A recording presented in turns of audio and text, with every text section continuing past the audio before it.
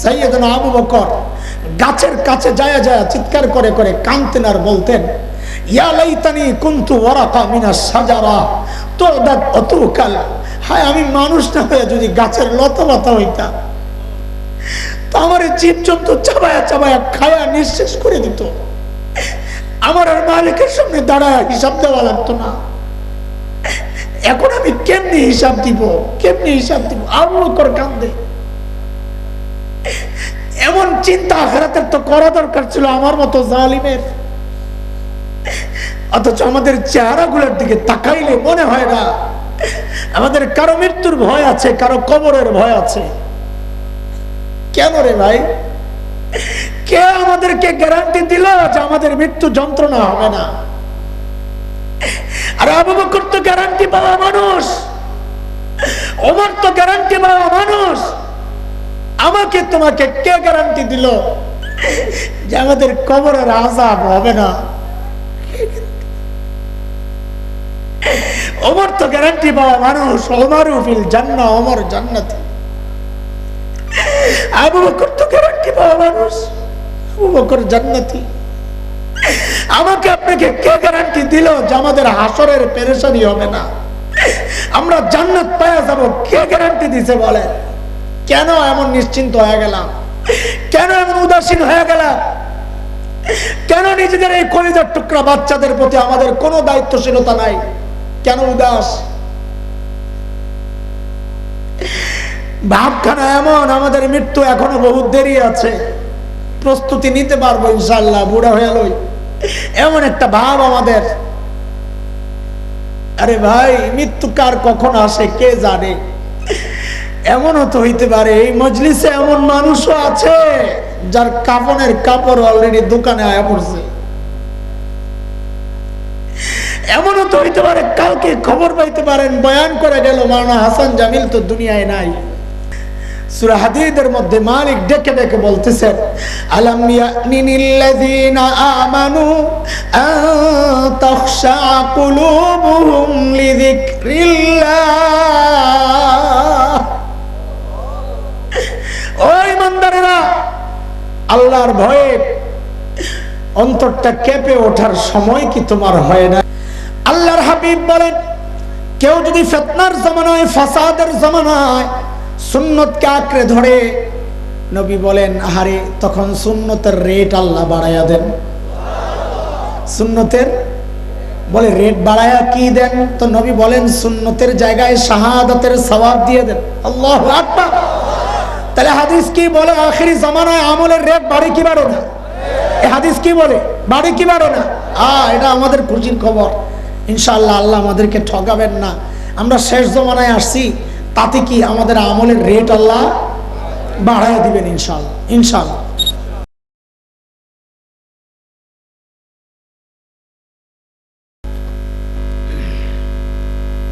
আসসালামু আলাইকুম ওয়া রাহমাতুল্লাহি ওয়া বারাকাতুহু।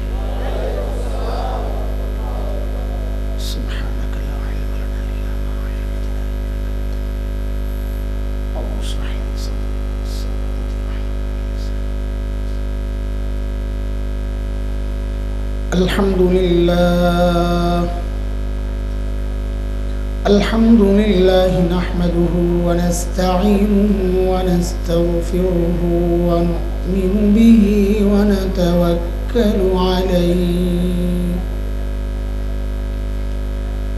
ونعوذ بالله من شرور أنفسنا ومن سيئات أعمالنا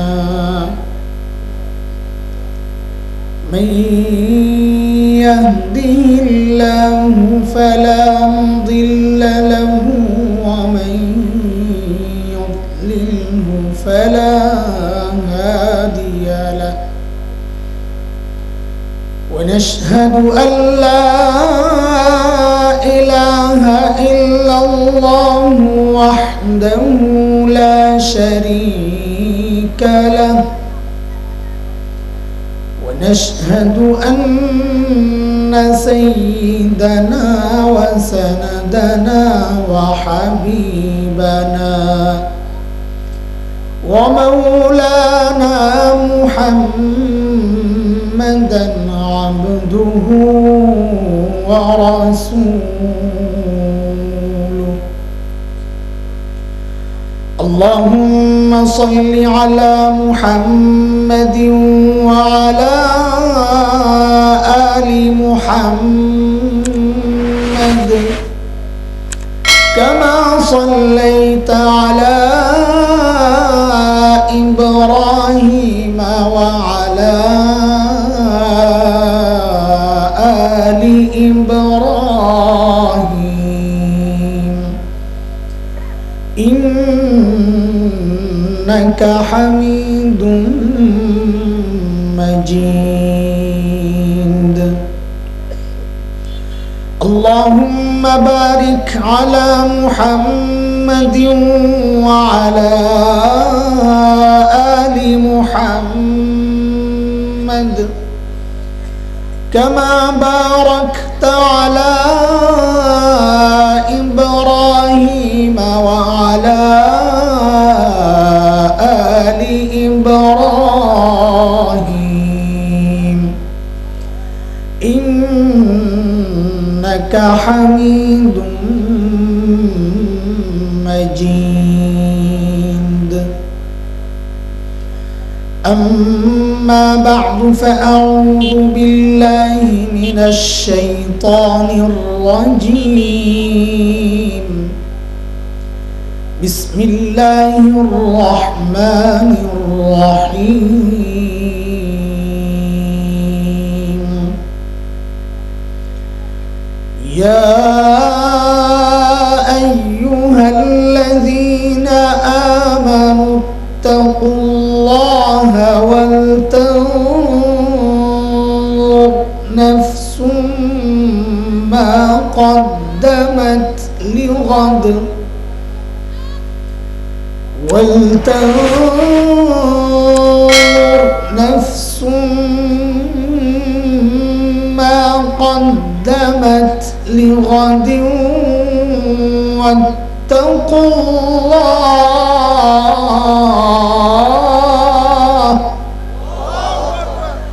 إن الله خبير بما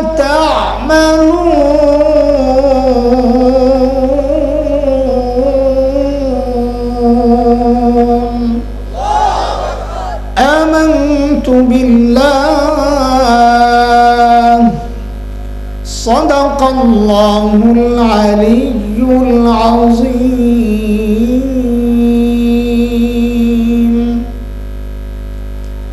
কাঠারি দারুস সুন্নাহ হাফিজিয়া মাদ্রাসা ও এতিমখানার উদ্যোগে আয়োজিত আজকের এই বার্ষিক ইসলামী মহাসম্মেলনের চলতি অধিবেশনের সম্মানিত সভাপতি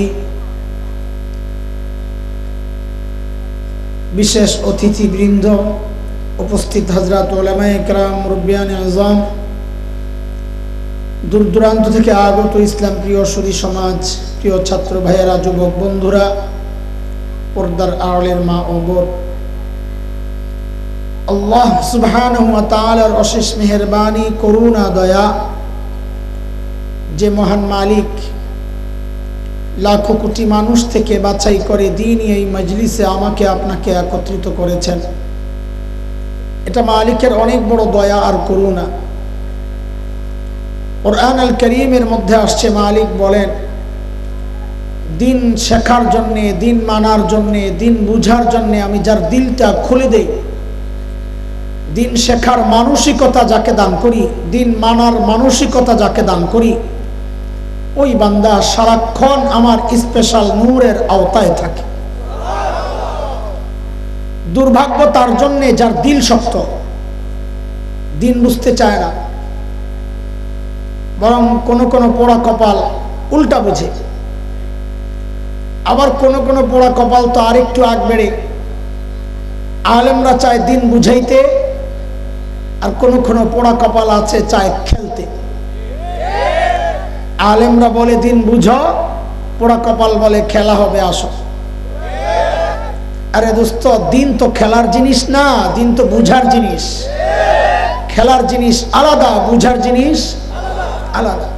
কে বুঝাবে এটা? বেশি বুঝাইতে গেলে হাত ভেঙে গেলাম, বেশি বুঝাইতে গেলে ঘাড় মটকাইয়া দেব, দেশ থেকে লাগাইয়া দেব। কারে বুঝাবো বলেন? তো আল্লাহ তাআলা বলেন এরা স্পষ্ট গুমরাহিতে নিমজ্জিত। সূরা জুমার আয়াত নম্বর 22 এ রব্বে কারীম এই কথাটা বলেছেন। মালিক বলেন أفمن شرح الله صدره للإسلام فهو على نور من ربه فويل للقاسية قلوبهم من ذكر الله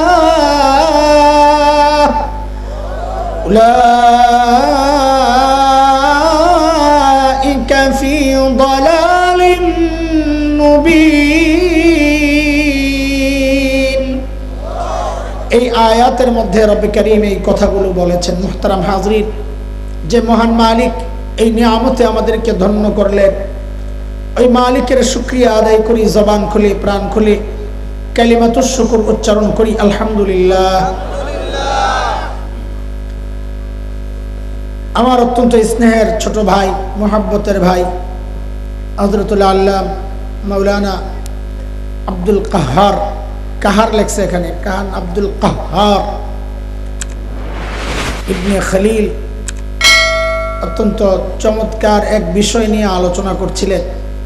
বয়ান শুরু করেছেন বোধহয় খুব লম্বা টাইম হয় নাই, একটু আগে না দেখলাম এমপি সাহেব আমাদেরকে ক্রস করলেন। এমপি সাহেবের ওয়াজের পরেই তো উঠছে নাকি?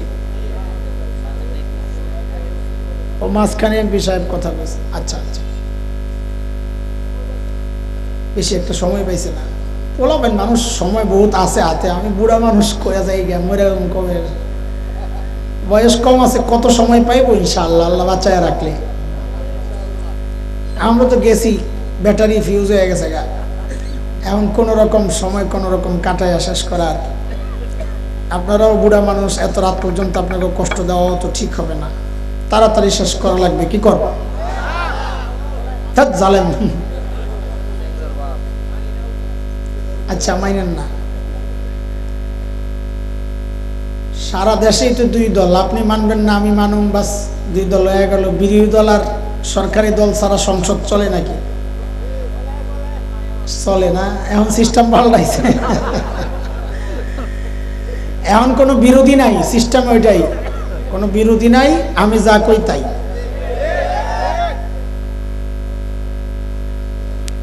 আমি সূরা হাশরের ছোট্ট একটা আয়াত তিলাওয়াত করেছি। আয়াতটা একেবারেই ছোট্ট, যে আয়াতে আল্লাহ সুবহানাহু ওয়া তাআলা আমাকে আপনাকে বড় মায়া করে ডাক দিয়েছেন। ইয়া আইয়ুহাল্লাযীনা আমানু, ও ইমানদারেরা। এই ডাকটা মালিকের বড় মায়ার ডাক। কোরআনে আল্লাহ তাআলা ইমানদারদেরকে দুই ভাবে ডেকেছেন, এক হচ্ছে ও ইমানদারেরা, আরেক হচ্ছে ইয়া আইয়ুহান নাস, ও মানুষ। হযরত মুফতি শফি রহমাতুল্লাহ আলাইহি বলেন এই দুই ডাকের মধ্যে অনেক পার্থক্য। কি পার্থক্য? যে আমরা আমাদের সন্তানদেরকে ডাকার ক্ষেত্রেও এই পার্থক্যগুলো করি। আমাদের সন্তানদেরকেও আমরা দুই ভাবে ডাকি। কখনো নাম ধরে, কথার কথা, এ আব্দুল্লাহ, তো সন্তান বুঝে বাবা রেগে আছেন, ডাকের নমুনা ভালো না। আবার কখনো কখনো সন্তানকে বাবা ডাকেন, বাবা আর সন্তানের যে সম্পর্ক, ওই সম্পর্ক ধরে, আব্বু, তখন সন্তান বুঝে যে বাবা আমাকে মায়া করে ডাক দিয়েছে। ঠিক আল্লাহ সুবহানাহু ওয়া তাআলা যখন ডাকেন ইয়া আইয়ুহান নাস, ও মানুষ, যেন আল্লাহ তাআলা নাম ধরে ডাকলেন।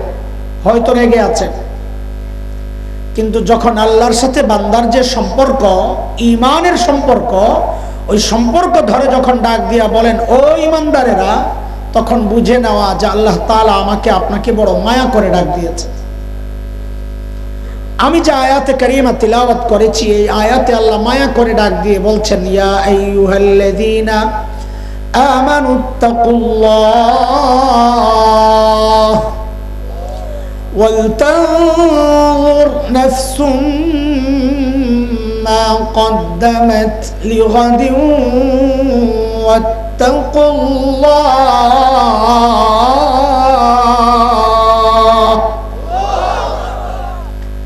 ও ঈমানদাররা, আল্লাহকে ভয় করো। একটা হুকুম, এই বিষয়ে আমি কথা বলছি না। আল্লাহ তাআলার দ্বিতীয় হুকুম, ওয়াল তানজুর নাফসুম মা কদ্দামাত লিগাদ।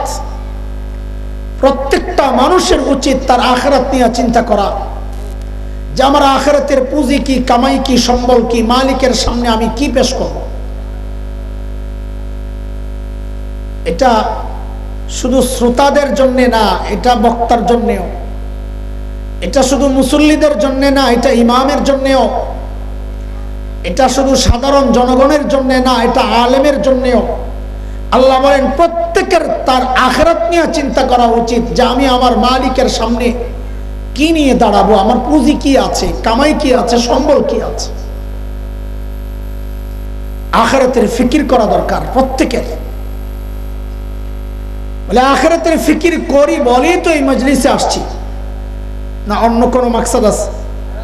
জিলাপি আছে নাকি, খিচুড়ি, তবারক কিচ্ছু নাই? আরে জালেম, আপনারা তো কম জালেম না। এই মানুষগুলারে খালি মুখে বিদায় দিবেন। আর আপনারাও মাহফিল চিনলেন না, যেখানে খিচুড়ি নাই, ডেকের লাড়াছাড়ি নাই, এনে খেতে আনেন আপনারা ওয়াজ শুনতে। যেখানে খাওন থাকে ওখানে যাইবেন, ওয়াজ জমবে বেলা।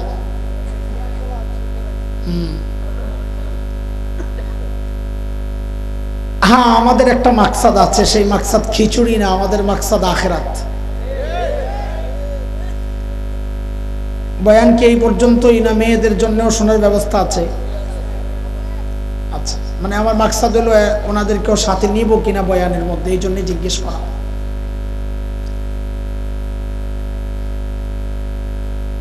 বলে আখিরাতের ফিকির করি বলেই তো এই মজলিসে আসছি। কিন্তু দোস্ত, আমাদের আখিরাতের ফিকিরটা যথাযথ হচ্ছে কিনা, যথার্থ হচ্ছে কিনা, যেমনটা দরকার, যতটুকু দরকার ঠিক ততটুকু হচ্ছে কিনা, না ঘাটতি আছে, কেমনি বুঝব?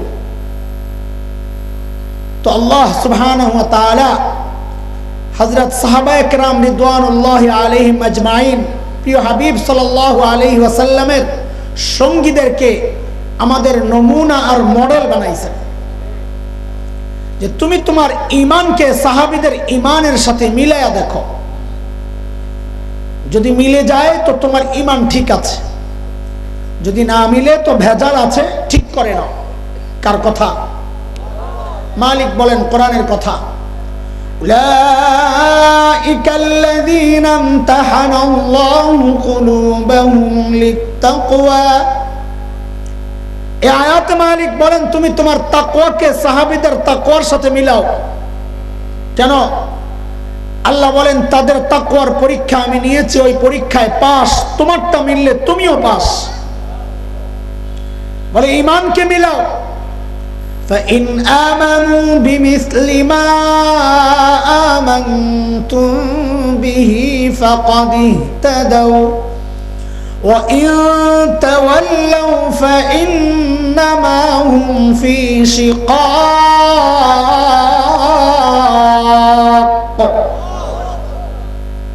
ঈমানকে মিলাও, যদি মিলে তো তোমার ঠিক আছে। আমল মিলাও, যদি মিলে তো ঠিক আছে। এই জন্য মুহতারাম হাজরিন, আজানের আগে আপনারা দুরূদ শরীফ পড়বেন কি পড়বেন না? অনেক মসজিদে আজানের আগে দুরূদ শরীফ পড়ে, পড়বেন কি পড়বেন না ওই ফতোয়া দিতে আমি বসি নাই। তবে আলেম হিসাবে এতটুকু পরামর্শ তো আমি দিতে পারি, ও ভাই আপনি আপনার এই আমলকে সাহাবীদের আমলের সাথে মিলায়া দেখেন, যদি মিলে তো করেন, না মিললে ছেড়ে দেন। দুরূদ শরীফ আপনি বসে পড়বেন না, দাঁড়ায়া, শুয়ে পড়বেন না, লাফায়া, ওই ফতোয়া দেওয়ার জন্য আমি এখানে বসি নাই।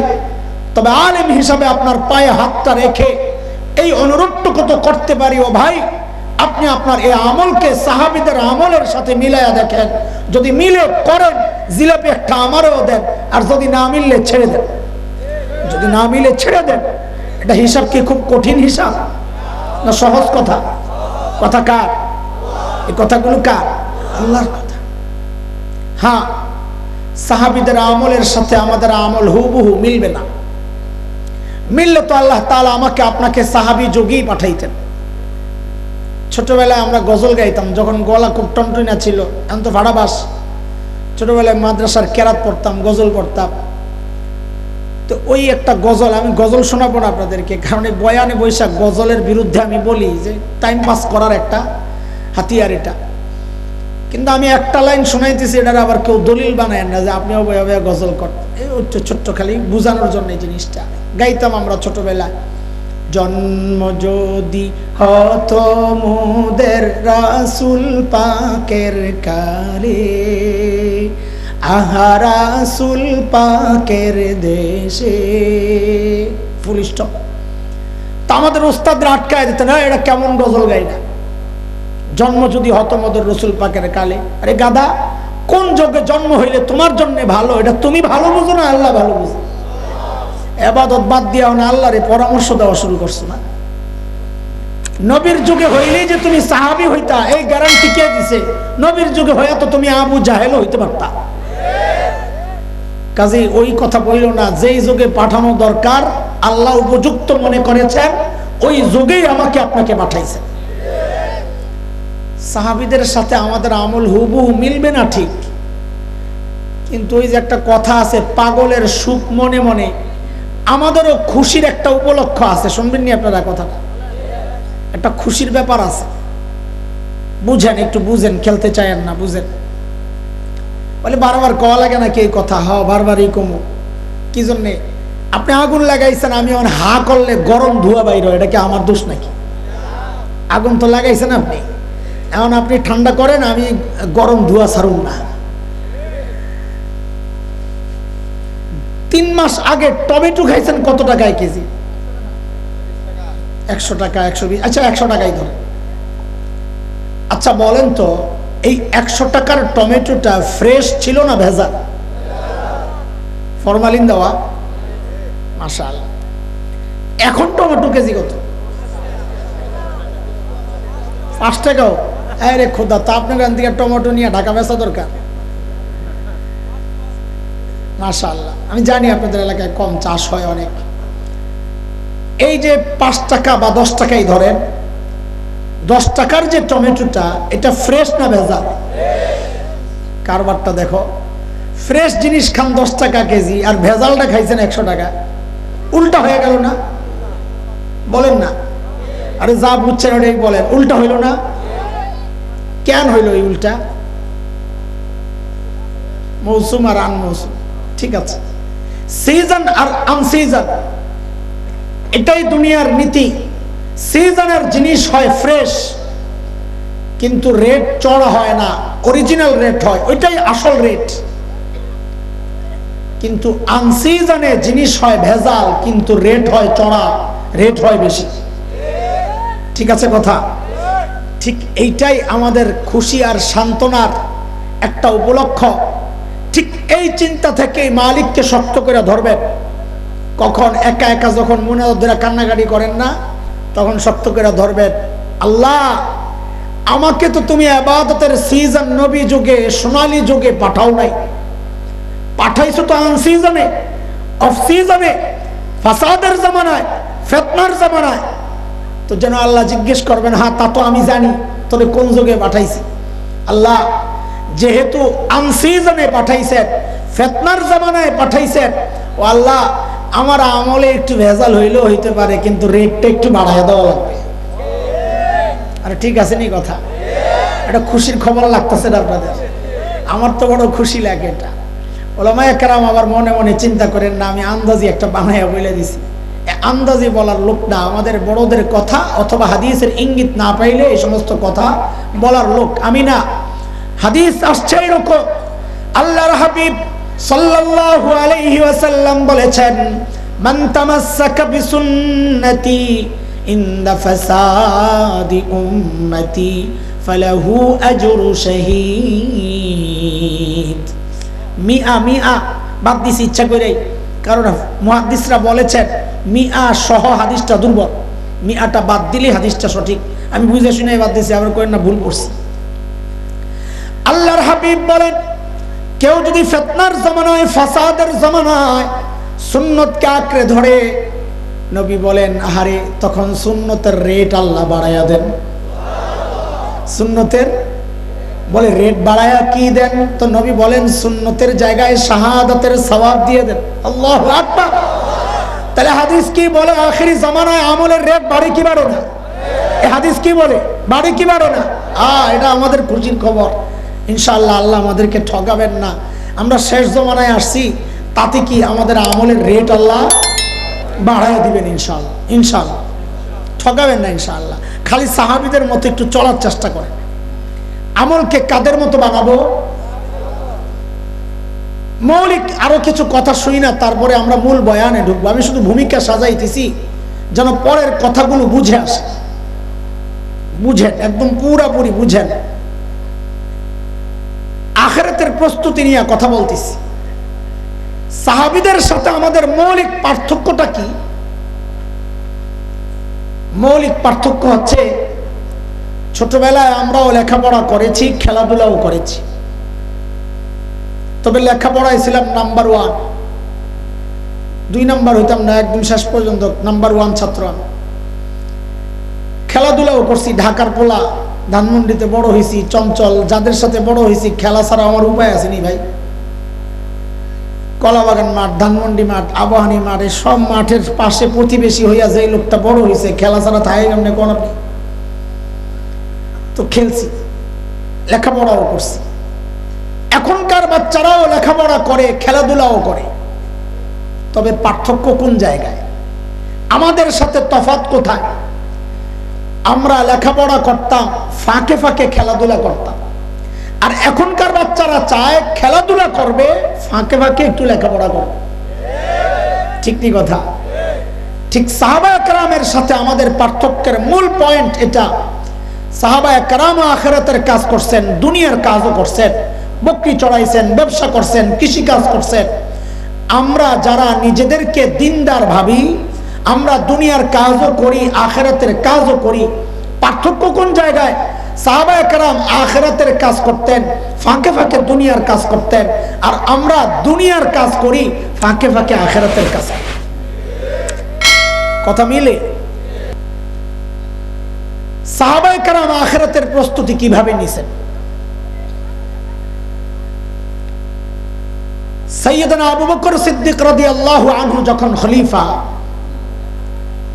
তো ওনার রাষ্ট্র পরিচালনার একটা সিস্টেম ছিল, দরবারে বিধবা নারীদের লিস্ট থাকত। কেন? স্বেচ্ছায় যদি কেউ খিদমত করতে চায়, তো ওই ঠিকানা নিয়ে বুড়ির বাড়িতে চলে যেত।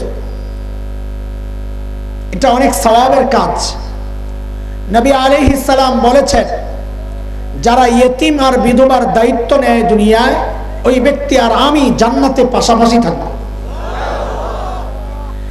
এটা তো এই সমাজের একটা নোংরা চিত্র, যে এই সমাজের কিছু মানুষ অন্য বিধবা বুড়ির খিদমত করবে থাক দূরের কথা, বহু পোড়া কপাল এমন আছে যে নিজের আপন বিধবা মায়েরই খিদমত করে না।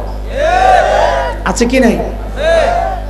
দুর্ভাগ্য, একটা পোড়া কপাল, হতভাগা। একদিন সাইয়েদনা ওমর ইবনুল খাত্তাব আসছেন। কেন? কোন বুড়ির ঠিকানা নিয়ে কাজ করতে যাবে। চিন্তা করা যায়, ওমরের মতো এত বড় মানুষ, তিনি আসছেন বুড়ির খেদমত করবেন। ঠিকানা নিয়ে চলে গেছেন। পরদিন সকালে ফজরের পরপর বুড়ির বাড়িতে। কখন?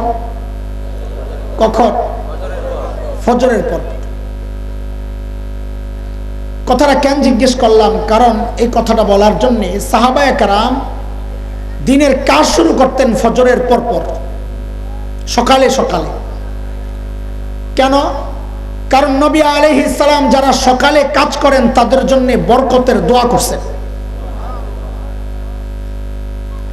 বিখ্যাত আলিম শেখ ইবনুল কাইয়িম রাহমাতুল্লাহি আলাইহি লিখেছেন, জাদুল মাআদে আসছে বিখ্যাত কিতাব, যারা সকালে ঘুমায়, মুসলমান ভালো করে খেয়াল করে, যারা সকালে ঘুমায় তাদের ঘর থেকে জিন্দেগিতে অভাব দূর হবে না।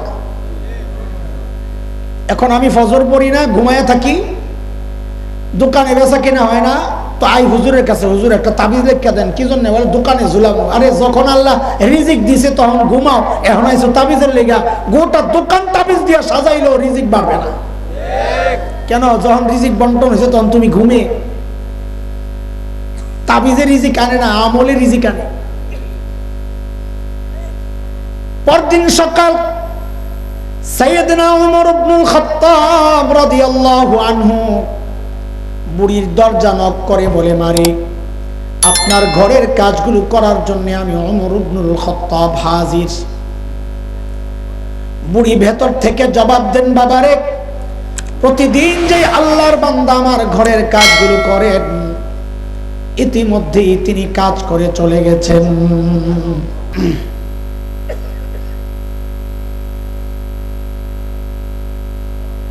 হযরত ওমর চিন্তা করলেন, তাহলে আমাকে আরো আগে আসা লাগবে। ওই চিন্তায় সাইয়েদনা ওমর ইবনুল খাত্তাব পরদিন ফজরের আজানের ওয়াক্ত বুড়ির দরজা নক করে বলে, মারে আপনার ঘরের কাজগুলো করার জন্য আমি ওমর ইবনুল খাত্তাব হাজির। বুড়ি আজকেও হযরত ওমরকে জবাব দিচ্ছেন, বাবারে প্রতিদিন যে আল্লাহর বান্দা আমার ঘরের কাজগুলো করেন, তিনি ইতিমধ্যেই কাজ করে চলে গেছেন। হযরত ওমর চিন্তা করলেন, তাইলে আমাকে আরো আগে আসা লাগবে। ওই চিন্তায় সাইয়েদনা ওমর ইবনুল খাত্তাব পরদিন তাহাজ্জুদের ওয়াক্ত বুড়ির দরজা নক করে বলে, মারি আপনার ঘরের কাজগুলো করার জন্য আমি ওমর ইবনুল খাত্তাব হাজির। হযরত ওমরকে অবাক করে বুড়ি জবাব দিচ্ছেন, বাবারে প্রতিদিন যে আল্লাহর বান্দা আমার ঘরের কাজগুলো করেন, তিনি ইতিমধ্যেই কাজ করে চলে গেছেন। কখন? কখন? চিনিননি তাহাজ্জুদের ওয়াক্ত কোনটা? শেষ রাত 2টা 3টা, এক একজন এক একটা বলবে, কিন্তু আমার কাছে আছে ডিজিটাল ব্যাখ্যা। এই যুগের পোলাপান ফেসবুক ইউটিউব বন্ধ করে যখন ঘুমাইতে যায়, ওটা হলো তাহাজ্জুদের ওয়াক্ত। এতে করে সবচেয়ে বিপদে আছে রাতে যারা চুরি করতো, ওই বেটারা যেই ঘরেই যায় দরজা জানালার চিপা দিয়া যখন দেখে ঘুমাইছেনি মানুষ, দেখে কোনো না কোনো আল্লাহর বান্দা আসমানের দিকে মুনাজাত দিয়া শুয়ে রইছে। ঠিক নি কথা? গজব আইব না কেন? কর গজব কি সাদে আসে?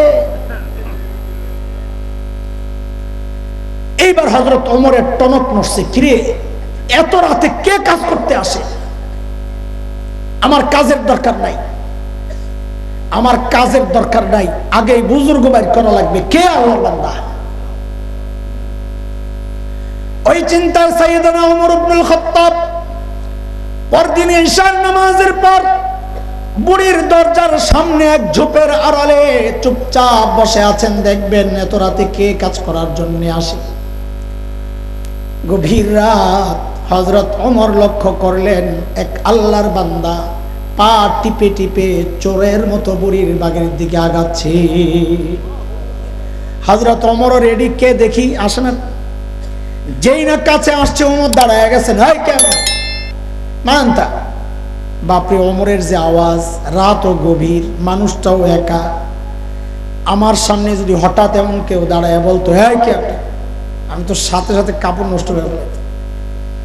কিন্তু হযরত ওমরের আওয়াজে ওই ব্যক্তি ভয় পাবেন থাক দূরের কথা, উল্টা হযরত ওমর যাকে দেখলেন নিজেই চমকায়া গেছেন। কেন? কারণ দেখে নেনি আর কেউ না, খলিফাতুল মুসলিমিন আবু বকর সিদ্দিক রাদিয়াল্লাহু আনহু। আবু বকর। ওমর তো অবাক, আবু বকর আপনি? হায় হায়, আপনি কে? পায়ের দিকে তাকায়া দেখে জুতা নাই। ওমর আবু বকরকে বড় ভালোবাসতেন, এমনি লাগা থাকতেন। লাগা মানে আবার ক্ষমতার গুতাগুতির লাগা না, কার চেয়ে কে বেশি আমল করতে পারে ওই লাগা। ধরছেন ওমর আবু বকর, কে আবু বকর আপনার পায়ে জুতা নাই কেন? আহা, ইসলামী শাসন ব্যবস্থার সৌন্দর্য দেখেন। সিল মারো ভাই সিল মারো, ওই মার্কায় সিল মারো, আর ঠকতে থাকো ভাই ঠকতে থাকো। কোরআনী শাসন চাইবা না তো ঠকবা। হযরত আবু বকর কি জবাব দিলেন? ওমর, জুতা পরলে চটচট আওয়াজ হয়, আর যদি মানুষের ঘুম ভেঙে যায়? রাষ্ট্রপ্রধান রাতে জুতা খুলে হাঁটেন যেন জনগণের ঘুম নষ্ট না হয়। অথচ কোন দুনিয়ায় বসবাস করি, ঘুম তো দূরের কথা, জানিরই তো নিরাপত্তা নাই। এই ঠিক নিচের দিকে তাকাইয়া বইল, ঠিকেরও নিরাপত্তা নাই আজকাল। কে ঠিক কয় দেখা যাবে, হুজুর যায় লোক তোরে সাইজ করা হইব, তোর কি নিরাপত্তার সমস্যা দেখা, কারণ এটাই তো নিরাপত্তার সমস্যা, তুই যেমনি কইতাছস। এইবার ধরছেন হযরত ওমর, আবু বকর আপনি আসছেন কেন? সারাদিন প্রশাসনিক কাজে ব্যস্ত থাকেন, রাতে একটু ঘুমাবেন, আরাম করবেন, তা না আপনি আসছেন বুড়ির বাড়ির কাজ করার জন্য। কেন রে ভাই, আমরা কি নাই? আমরা কি মরে গেছি? এই কাজগুলো আমাদেরকে দিলে হতো না? সাইয়েদনা আবু বকর কি জবাব দিলেন? ও দোস্ত, ওই জবাবটাই আমার বয়ান, কিন্তু জবাবটা এখনই আমি আপনাদেরকে শোনাচ্ছি না। কেন? কারণ জবাবটার ওজন কত এটা বুঝতে হলে আগে আবু বকরের ওজন বোঝা লাগবে। ব্যক্তির ওজনের উপর কথার ওজন ওঠানামা করে। রাস্তায় এক ভিক্ষুকের সাথে আপনার দেখা, আপনাকে দেখেই বললো, এই কালকে একটু দেখা করিস, তোরে খুশি করে দেব। তা আপনি মনে মনে হাসবেন, নিজে ভিক্ষা করে খায়, আবার আমারে বলে খুশি করে। কিন্তু একই কথা যদি সবুজ ভাই আপনাকে বলে, এই কালকে দেখা করিস, তোরে খুশি করে দিব, তখনও কি মনে মনে হাসবেন না আশাবাদী হবে? কেন? কথা তো একটাই, পাল্টায় গেল কেন মনের চিন্তা? ওই যে ব্যক্তির ওজন বেড়ে গেছে, তো কথারও ওজন বেড়ে গেছে।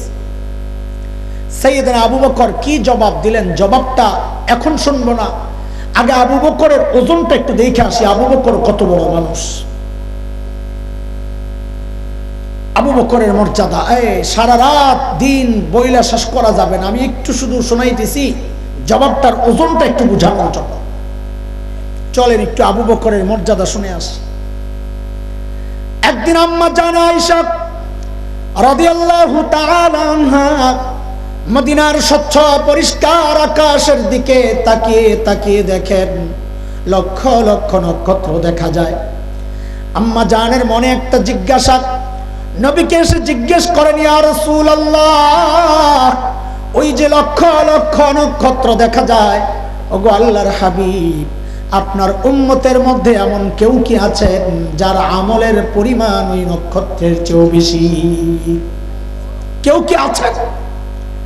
আল্লাহর হাবিব বলেন, আয়েশা আছে একজন। কয়জন?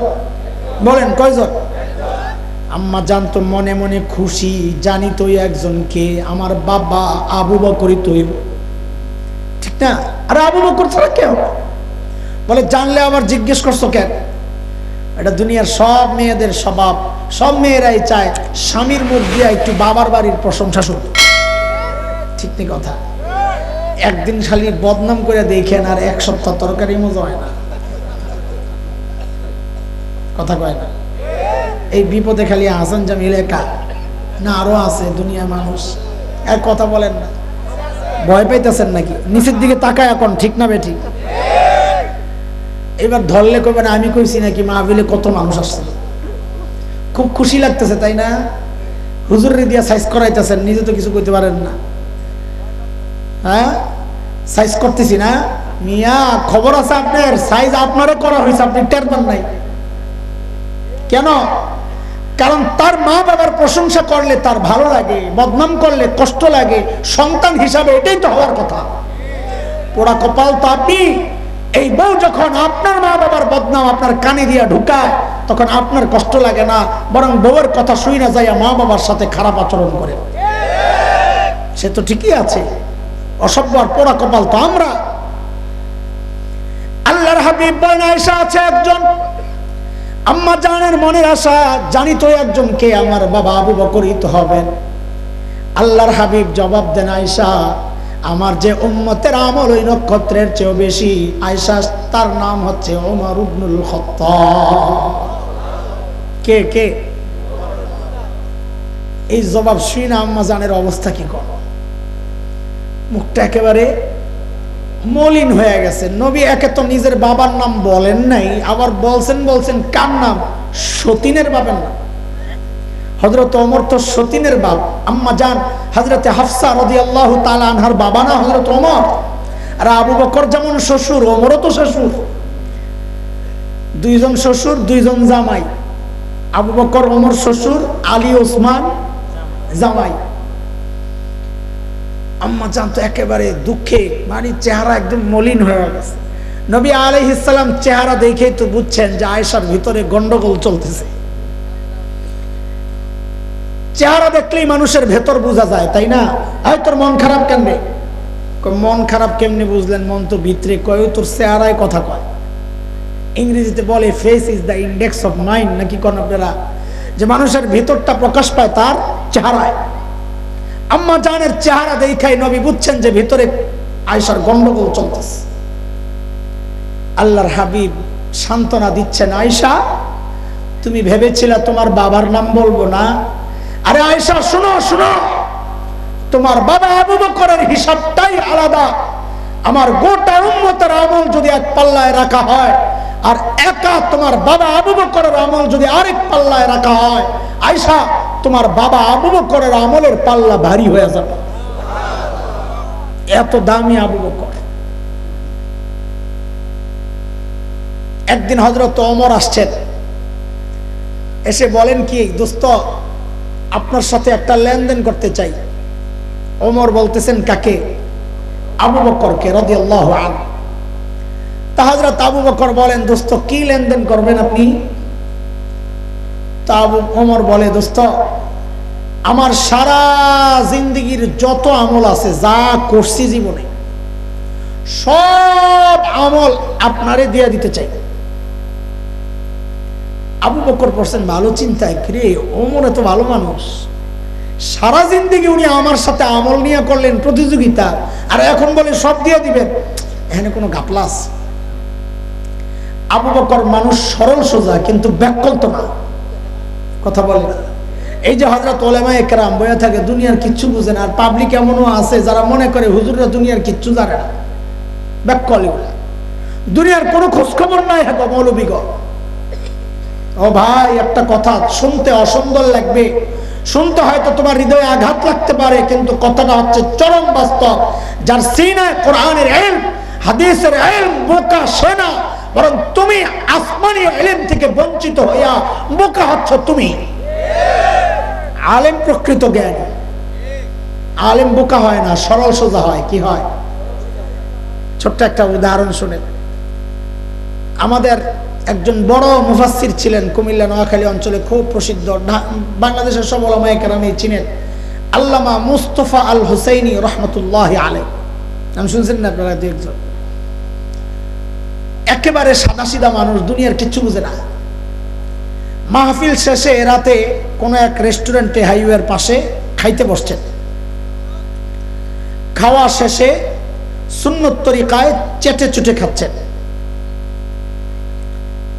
একটা হাড্ডি ছিল, লাস্টে হাড্ডিটারে বসে বসে চাবাইতেছে। পাশের টেবিলে এক ভদ্রলোক বসে বসে চা খায়। কি খায়? দুনিয়ায় এমন কিছু মানুষ আছে দাড়িওয়ালা টুপিওয়ালা দেখলেই যাদের চুলকানি শুরু হয়, আসেনি? আসেনি? ওই বেটা ওই ক্যাটাগরিজ। যেই দেখছে হুজুর হাড্ডি খাইতেছে, চাবাইতেছে, এর ভিতরে ঢুকছে শয়তানি, কয় হুজুরের একটু সাইজ করে আই। চায়ের কাপটা হাতে নিয়ে আই, হুজুরের টেবিলের সামনে আয়া দাঁড়ায়া বলে, এক্সকিউজ মি। হুজুর বলে, ইয়েস বলেন। একটা কথা জিজ্ঞেস করতে চাই। বলে, করেন না। ওই যে হুজুর যে হাড্ডি খাইতেছে এর মধ্যে, আচ্ছা হুজুর আপনাদের এলাকায় কুত্তায় কি খায়? ওই যে হুজুর হাড্ডি খাইতেছে, বদমাইশে হুজুরে কুত্তার সাথে, তো বুঝছেন এই কথা? মনে করছে এই কথা বললে হুজুর মনে হয় দুঃখে কষ্টে চোখের পানি নাকের পানি একাকার হইয়া কাঁদতে কাঁদতে পড়ে যাব, মনে করছে ওইটা। কিন্তু এই তো বুঝে নাই যে এই যে বিমরুলের বাসায় হাত দিছে। যেই না জিজ্ঞেস করছে হুজুর আপনার এলাকায় কুত্তায় কি খায়, হুজুরের দিকে তাকায় না, হাড্ডি চাবায় আর আস্তে করে কয়, আমগো এলাকায় কুত্তায় চা খায়।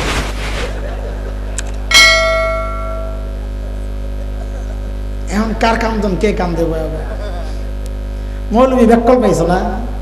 মোল্লা কি হয় না?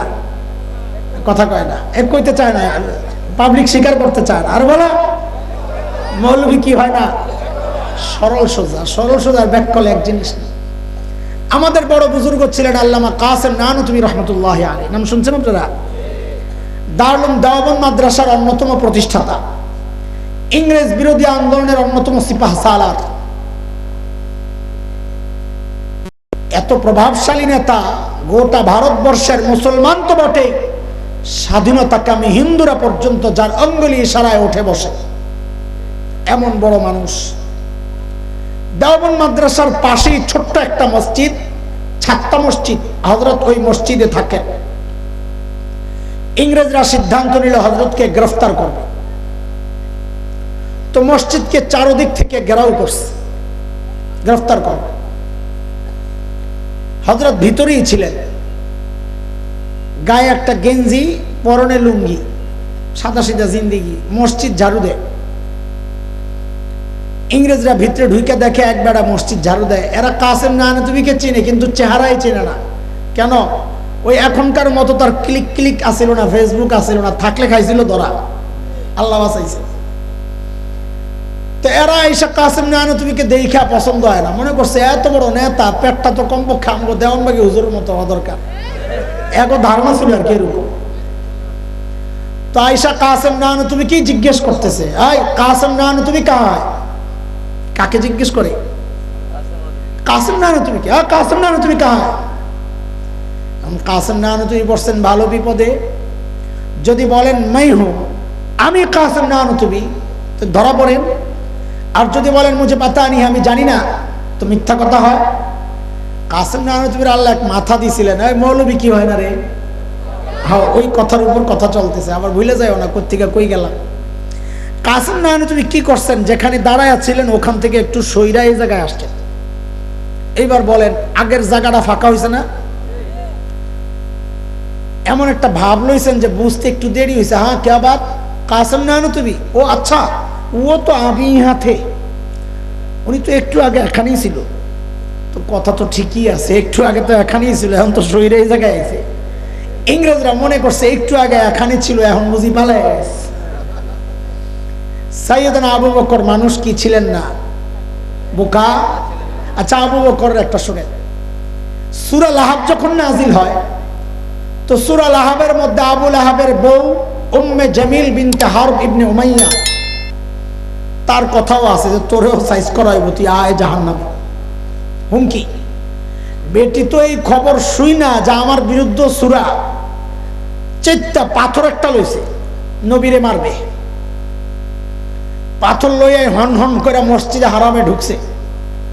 নবী আলাইহিস সালাম তিলাওয়াত করতেছেন বসে বসে। আবু বকর, সাইয়েদনা আবু বকর পাশে বসে বসে পাহারাদারি করতেছেন। আহারে, আবু বকর পাহারা দিয়ে যে কত মাইর খাইছে। আবু বকর দেখছে উম্মে জামিল আসতেছে হাতে পাথর। আবু বকর আস্তে করে নবীর কানে কানে গিয়ে বলতেছে, ইয়া রাসূলুল্লাহ, উম্মে জামিল আসতেছে হাতে পাথর, মতি গতি বেশি একটা ভালো মনে হচ্ছে না। নবী আলাইহিস সালাম সান্ত্বনা দিচ্ছেন, এই আবু বকর, আপনি ভয় পাইয়েন না, উম্মে জামিলকে আসতে দেন, আসতে দেন, ও আমারে দেখবেই না, আমারে দেখবেই না।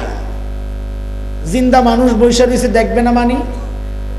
কারণ কোরআনে আল্লাহ আগেই জানায়া দিয়েছেন, সূরা বনি ইসরাইল আয়াত 45, মালিক জানায়া রাখছেন নবীকে, فإذا قرأت القرآن جعلنا بينك وبين الذين لا يؤمنون بالآخرة حجابا مستورا।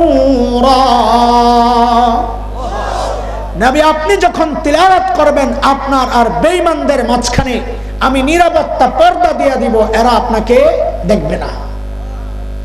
ঠিকই উম্মে জামিল পাথর লয়ে আয়া খালি এরকম খুঁজে পায় না, দেখে না তো, আল্লাহ পর্দা লাগাই দিছে।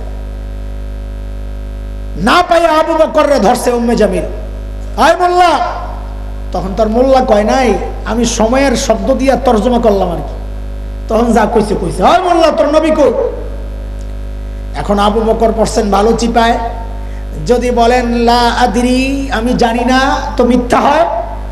আর যদি বলেন এই যে নবী, তো উম্মে জামিল কইব কই যে, হ্যাঁ তো দেয় না। নবী বলবো এই যে, উম্মে জামিল কইব কই যে, খামাখা আবু বকর মাইর খাবো, তুই আমার লাগে বদমাইশি করস। সাইয়েদনা আবু বকর কি চালাক, আল্লাহু আকবার। যে উম্মে জামিল জিজ্ঞেস করছে আয় তোমার নবী কই, আবু বকর আস্তে করে কয় খুঁজা দেহ। কি কয়? খুঁজা দেহ। উম্মে জামিল মনে করছে আবু বকর জানে না আমারে খুঁজতে কইতাছে। আবু বকর জানি না, কিচ্ছুই বলে না। কি বলে? খুঁজা দাও। হিজরতের সময় নবী আর আবু বকর মদিনার রাস্তায়, কাফেররা খুঁজতেছে, ধরলি 100 পুরস্কার। বহু দূরে খবর ছড়াইয়া গেছে, অনেক দূরে এক কাফেলার হাতে নবী আর আবু বকর ধরা পড়ছে। আবু বকর সামনে, নবী পেছনে। কিন্তু এরা কেউ নবীরও চেনে না, আবু বকররাও চেনে না, শুধু জানে মক্কার দিক থেকে আসবে দুইজন, ধরলেই পুরস্কার। ওই যে ফেসবুক আসছিল না, থাকলে ওই সময় নবীও ধরা পড়তো, আল্লাহ বাঁচাইছে। আবু বকররা ধৈরা এরা জিজ্ঞেস করতেছে মাম্মাক, তোমার সাথের এই লোককে চিনে না তো কেউ নেই, এই লোককে? যদি কয় আবু বকর তো বুঝবো এটা নবী, আর যদি কয় নবী তো বুঝবো এটা আবু বকর। এটা আর কি জিজ্ঞেস করছে, মাম্মাক তোমার সাথের এই লোককে? এখন আবু বকর যদি বলেন লা আরিফ, আমি চিনি না, তো নিজের সিদ্দিক কাটা যায়, আবু বকর মিথ্যাবাদী হয়।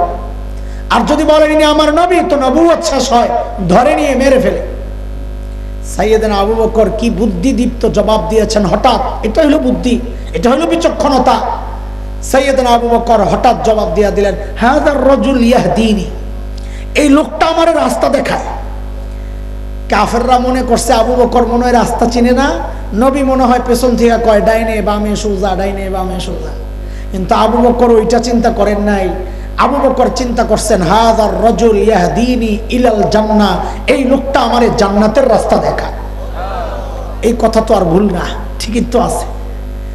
সাইয়েদনা ওমর যখন বললেন আবু বকর আমার সারা জিন্দেগির আমল আপনাকে দিয়ে দিতে চাই, আবু বকর পড়ছেন ভালো চিন্তায়, আস্তে করে জানতে চাইলেন ওমর বুঝলাম আপনার সারা জিন্দেগির আমল আমাকে দিয়ে দিবেন, কিন্তু একটু বলেন না ওমর আমার কি দেওয়া লাগবে? আবার আমার সারা জিন্দেগির আমল চাননি তাইলে কিন্তু দেবো না। ওমর বলেন আবু বকর না, আমি আপনার সারা জিন্দেগির আমল চাইবো না।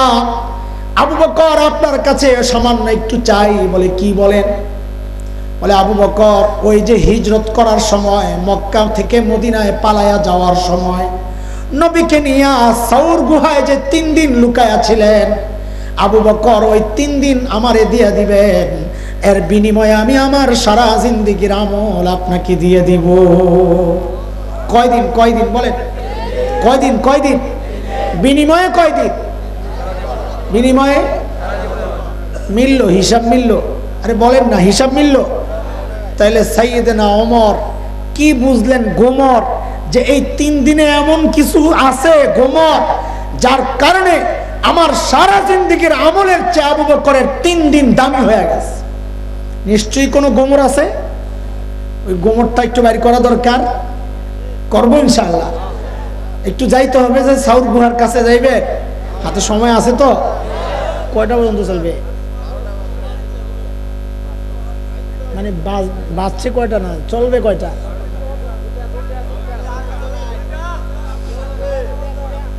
বুঝছি বুঝছি, আপনাকে বাপ বুঝছি। এক পীর সাহেব ওয়াজ করছে, কোন এলাকায় যদি আল্লাহওয়ালার কবর থাকে, তো আল্লাহর রহমত যখন ওই কবরে আসে, তো আশেপাশের কবরওয়ালারাও কিছু রহমত পায়। ওয়াজ করে গেছে রোমে, দেখে বাইরে চিল্লাচিল্লি হয়, খাদেম ডে বাড়াইছে, দেখতো পাবলিকের জন্য চিল্লায়। খাদেম দৌড়ায় গেছে, যায়া যা শুনছে দৌড়ায় হুজুর এই এলাকায় রাত্রে থাকা যাবে না, গাড়টি গোল করেন, তাড়াতাড়ি বিদায় হয়। বলে কি জন্যে? বলে ওয়াজ করছেন যেখানে বুজুর্গের কবর থাকে আশেপাশের কবরওয়ালারাও রহমত পায়। পাবলিক চিন্তা করতেছে আমগো এলাকায় তো কোনো বুজুর্গ নাই, একটা কাম কর হুজুর রে মাইরা কবর দেই, হুজুর মইরা যাক, আমাদের রহমত দরকার, আমি মইরা যাই। হ্যাঁ 3টা পর্যন্ত ওয়াজ শুনি, জালেম কোথাকার। আচ্ছা চলতে থাকুক আস্তে আস্তে। নবী আর আবু বকর সাউর গুহায়। আচ্ছা গুহায় পরে ঢুকেন, চলেন আগে গুহার মুখটার একটু বন্ধ করি। আজকে আপনাদের ওয়াজের পরীক্ষা হবে, দেখি ওয়াজ যে শোনেন মুখস্থ রাখেন না ভুলে যান। এই কাঁঠালী দারুস সুন্নাহ হাফিজিয়া মাদ্রাসার পক্ষ থেকে সঠিক উত্তরদাতাকে আমরা পুরস্কার দিব ইনশাআল্লাহ। দিবেন না? দিব ইনশাআল্লাহ। বলেন তো গুহার মুখের মধ্যে কে কে বাসা বানাইছিল? মাকড়সার কবুতর। মাশাআল্লাহ, উত্তর তো সঠিক, কিন্তু পুরস্কার এখানে না, পুরস্কার সামনে। বলেন তো কবুতরের ডিম পারছে কয়টা? সঠিক উত্তরদাতা পুরস্কার পাবে। একটা, দুইটা, দুই মত পাওয়া গেল। আর আছে কোনো মতামত? তিনটা, 1 2 3 মনে রাখেন খালি। আর কোনো মতামত? একটাও না, 4 নম্বর মত। 4টা মত পাওয়া গেছে, কোন কারে দেব? এখন কোন আশেকে রসুল যদি আশেপাশে থাকে আর আমার এই বয়ান শুনে কইব, দেখছো এই দেওবন্দি ওয়াহাবি মোল্লা করে আমরা এর লেগেই দেখতে পারি না, নবীর দুশ্মন, নবীর সাথে সংশ্লিষ্ট একটা গল্প লইয়া হয় তামাশা করতেছে। হরে ভাই, আমি তামাশাই করতেছি। কেন? কারণ মুহাদ্দিসরা বলেছেন কবুতরের গল্পটা পুরাই জাল, বানোয়াট, মিথ্যা কথা। কবুতরই নাই, আমি বয়া বয়া ডিম গন্তাছি। এই দোষ আপনাদের না, এই দোষ আমাদের। এটা আমরাই তো শোনাইছি আপনার বাড়ি।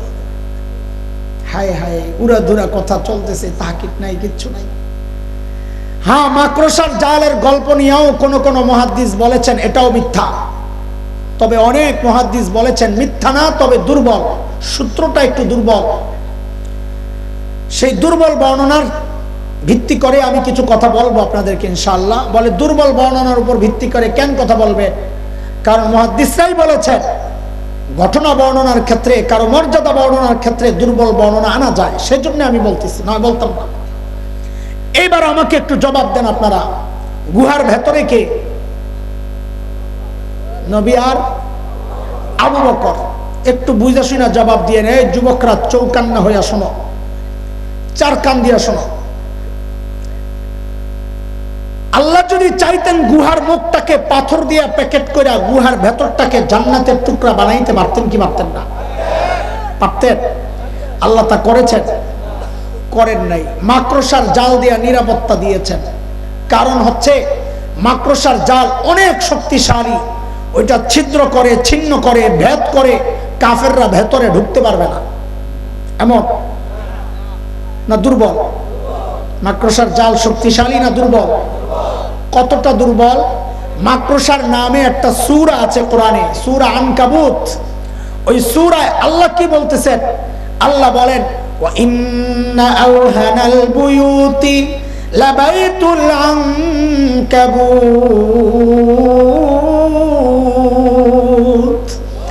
জগতের সবচাইতে দুর্বল ঘরের নাম হচ্ছে মাকড়সার ঘর। তাইলে এই দুর্বল ঘর দিয়ে আল্লাহ নবীকে, আবু বকরকে নিরাপত্তা দিলেন কেন? আল্লাহ আমাদেরকে দেখায়া দিচ্ছেন, এরে আমার বান্দারা দেখো, আমি যদি আমার দ্বীনকে বাঁচাতে চাই তা আমার পারমাণবিক অস্ত্র লাগে না, ট্যাঙ্ক কামান যুদ্ধ বিমান লাগে না, সাবমেরিন লাগে না, লাখো সৈন্যের দরকার হয় না। আমি আমার দ্বীনকে বাঁচাতে চাইলে মাকড়সার জাল দিয়েই বাঁচাইয়া দিতে পারি। দরকার হচ্ছে আবু বকরের ঈমান। কার ঈমান বলেন না? একটা ছোট্ট ঘটনা শোনাই আপনাদের। এই শতাব্দীর অন্যতম শ্রেষ্ঠ বিপ্লবী বীর শেখ ওমর মুখতার রহমতুল্লাহ আলাইহি লিবিয়ায় দখলদারদের বিরুদ্ধে প্রতিরোধ যুদ্ধ করছিলেন, সশস্ত্র লড়াই। দখলদাররা সিদ্ধান্ত নিল গোটা এলাকায় বম্বিং করে শেষ করে দিবে। কেউ একজন বলল, হযরত এলাকা ছাড়তে হবে। বলে কেন? বলে এরা বম্বিং করবে, আমাদের কাছে তো বিমান বিধ্বংসী অস্ত্র নাই, আমরা কিভাবে মোকাবেলা করব? আয় হায়, শেখ ওমর মুখতার ঈমান দীপ্ত এক আজীব পাল্টা জবাব দিয়েছেন। একটা প্রশ্ন করে, প্রশ্নটাই জবাব। শেখ ওমর মুখতার জানতে চাইলেন, এই ওদের বোমারু বিমানগুলা কি অনেক শক্তিশালী? তো বলে হ্যাঁ অনেক শক্তিশালী। বলে কত শক্তিশালী একটু বলো তো। ওই বিমানগুলা আরশের উপরে দিয়ে যায় না আরশের নিচে দিয়ে যায়? কি বলেন আপনি? কোথায় আরশ, কোথায় 7 আসমান, কোথায় মহাশূন্য, এর কত নিচে দিয়ে বিমানগুলা যায়? তো শেখ ওমর মুখতার বলেন, থুরো, তাইলে ভয় পাইয়া লাভ কি? তাইলে আর ভয় পেয়ে লাভ কি? আরশের উপর দিয়া যদি যেত তাইলে আমি ভয় পেতাম, যে আমাকে রক্ষা করবেন, যে আরশের মালিক, আমার মালিকের উপরে যদি বম একটা পড়ে তা আমারই বাঁচাবেন কে? কিন্তু যেহেতু আমার মালিক ঠিক আছে, আমার কোনো টেনশন নাই। এরে দোস্ত, তিনি মূলত সূরা আত-তাওবার শেষ আয়াতের তরজমা শোনাইছেন, যে আয়াতে আল্লাহ সুবহানাহু ওয়া তাআলা প্রিয় হাবিব সাল্লাল্লাহু আলাইহি ওয়াসাল্লামকে সান্ত্বনা দিয়েছেন এই বলে, ফাইন তাওয়াল্লাউ ফাকুল হাসবিয়াল্লাহ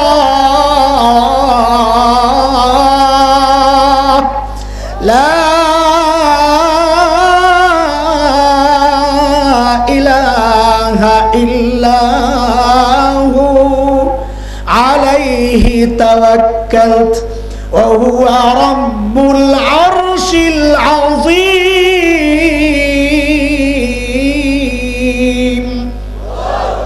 নবী, গোটা দুনিয়ার মানুষ যদি আপনাকে অসহযোগিতা করে, আপনি জানিয়ে দেন দরকার নাই তোমাদের সহযোগিতা, আমার জন্য আল্লাহই যথেষ্ট, আমি তার উপরই ভরসা রাখি, তিনি ছাড়া কোনো মাবুদ নাই, তার ক্ষমতা জানো, তিনি আরশে আজিমের মালিক। কিন্তু দুঃখের বিষয় হচ্ছে সেই আরশে আজিমের মালিক তো এখন মারা গেছেন, কথা বলে না, না আছেন, তবে একটু দুর্বল হয়ে গেছে, বুড়া হয়ে গেছে, হসপিটালে ভর্তি, আমাদেরকে বাঁচাইতে বাঁচাইতে ক্লান্ত, একটু রেস্টে আছে, ও একটু ঘুমাইছে, তো আগের মতোই পুরাটা। আল্লাহ বলেন আমি সবসময় একরকমই থাকি, আমার সিস্টেমও পাল্টায় না। সূরা আহজাব আয়াত 62 মালিক বলেন, সুন্নাতাল্লাহিল্লাতী قد خلت من قبل ولن تجد لسنة الله تبديلا। আল্লাহ বলেন আমার সিস্টেমের কোনো হেরফের হয় না। আরে দোস্ত, খেয়াল করে শোনো, আগের সিস্টেম ছিল, নমরুদের মালিক ছিল না, নমরুদ ধ্বংস হয়েছে, ফেরাউনের মালিক ছিল না, ফেরাউন ধ্বংস হয়েছে, ইব্রাহিম আলাইহিস সালামের মালিক ছিল, ইব্রাহিম জিতে গেছেন, মুসা আলাইহিস সালামের মালিক ছিল, মুসা আলাইহিস সালাম জিতে গেছেন, বিলাল হাবশীদের মালিক ছিল, বিলাল হাবশীরাও জিতে গেছেন। আল্লাহর সিস্টেম এখনো বলবৎ আছে, যাদের মালিক আছে তাদের পরাজয় নাই। খোদার কসম খায়া বলি, এটা বাড়াবাড়ি নয়। অনেকে আমাদের এই কথাগুলো শুনে মনে করে বাড়াবাড়ি, না বাড়াবাড়ি নয়, এটা ইমানদারদের ইমানি চেতনার কথা। আমেরিকার মালিক নাই, আমেরিকার ধ্বংস অনিবার্য। ভারতের মালিক নাই, ভারতের ধ্বংস অনিবার্য। আজকে যারা আমাদেরকে রক্তচক্ষু দেখায়, হাত ভাঙতে চাও, ঘাড় মটকাতে চাও, কাদের ইশারায় লাফাও, আমরা জানি। শুধু এতটুকু জেনে রাখো, মাঝে মধ্যে হুমকি আসে এই দেশ দখল করার, কুলাঙ্গাররা শুনে রাখ, এই জমিন দখল করবি থাক দূরের কথা। আমরা তো স্বপ্ন দেখি দিল্লির লালকেল্লায় আবারও কালিমার পতাকা পথ করে উঠবে ইনশাআল্লাহ, পথ করে উঠবে ইনশাআল্লাহ। এটা ইমানের কথা, ঘাবড়ায়া যায় না। জয় মুসলমানদের, কারণ মুসলমানদের কে আছে? আল্লাহর হাবিব সাইয়েদনা আবু বকরের কোলে মাথা রেখে ঘুমাচ্ছিলেন। ঘুম থেকে উঠে দেখেন যে আবু বকরের চেহারার মধ্যে চিন্তার ছাপ। নবী জিজ্ঞেস করেন, আবু বকর আপনি এত চিন্তিত কেন?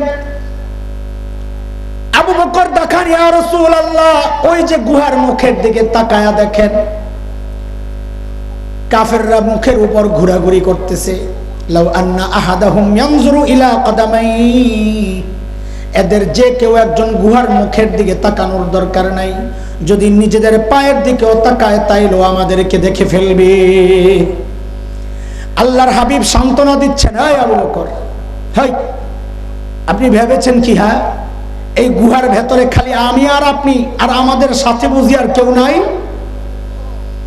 না আবু বকর না, এই গুহার ভেতরে খালি আমি আর আপনি না আবু বকর, আমাদের সাথে আল্লাহও আছেন। আল্লাহ তাআলার নবীর এই সান্ত্বনার কথাগুলো এতটা পছন্দ হয়েছে, আল্লাহ তাআলা কোরআন আল কারীমের সূরা আত-তাওবার একটা আয়াতের টুকরা বানায়া নাজিল করে দিয়েছেন। মালিক বলেন, ইযহুমা ফিল গার ইয ইয়াকুলু লিসাহিবিহি লা তাহজান ইন্নাল্লাহা মা'ানা দুইজন যখন গুহায়, একজন যখন তার সাহাবীকে বললেন, একটু মনোযোগ দিয়ে কথাটা শুনেন, আবু বকরের মর্যাদা শোনাইতেছি। একজন যখন তার সাহাবীকে বললেন, নবী যখন তার সাহাবীকে বললেন, এখানে সাহাবী মানে কে বলেন বলেন? এই দেখেন আবু বকরের মর্যাদা প্রকাশ পাওয়া গেছে। কেন?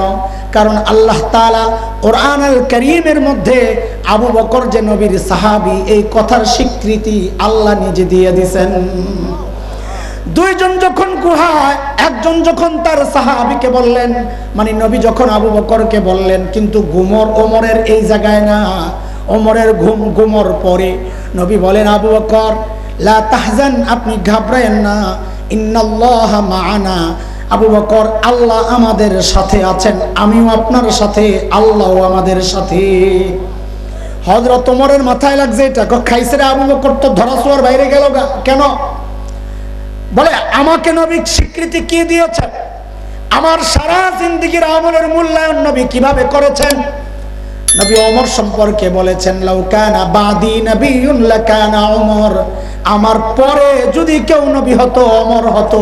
একটু বলেন তো আমার সাথে কথাটা, আমার পরে যদি কেউ নবী হতো ওমর। বুঝা গেছেন নবীর সাথে আমার সম্পর্কের লেভেলটা হচ্ছে বাদিয়তের, আগে আর পরে।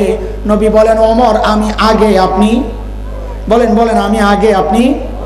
ওমর কয়, নবী আমারে কইল, ওমর আপনি পরে, আমি আগে। আর আবু বকর 3 দিন থাইকাই নবী কি বলেন, আবু বকর আপনার সাথে আমার সম্পর্ক কিন্তু আগে আর পরে না, মাআনা, মাইয়াতের সাথে সাথে। ওমর কে আমার 3 দিন লাগবে না, লইয়া যান, আমারে 3 দিন দিয়ে দেন, সারা জিন্দেগি লইয়া যান। কেন? কারণ 3 দিন দিয়া পামো সাথে সাথে সম্পর্কের মূল্যায়ন, আর সারা জিন্দেগি দিয়া পাইছি আগে আর পরের মূল্যায়ন। লাগবো না সারাদিন, সারা জিন্দেগি। হায়, আবু বকরের মর্যাদা শোনাইতেছি দোস্ত। আবু বকর কি জবাব দিলেন এই প্রশ্নের, এই চাওয়ার? আজ থেকে 12-13 বছর আগে আমাদের হাকিমুল ইসলাম কারি তৈয়ব রহমতুল্লাহি আলাইহির একটা কিতাবে আবু বকরের জবাবটা যখন পড়ি, আল্লাহ সাক্ষী, আমি সাথে সাথে কেঁদে ফেলছিলাম। আরে কি মানুষ আবু বকর!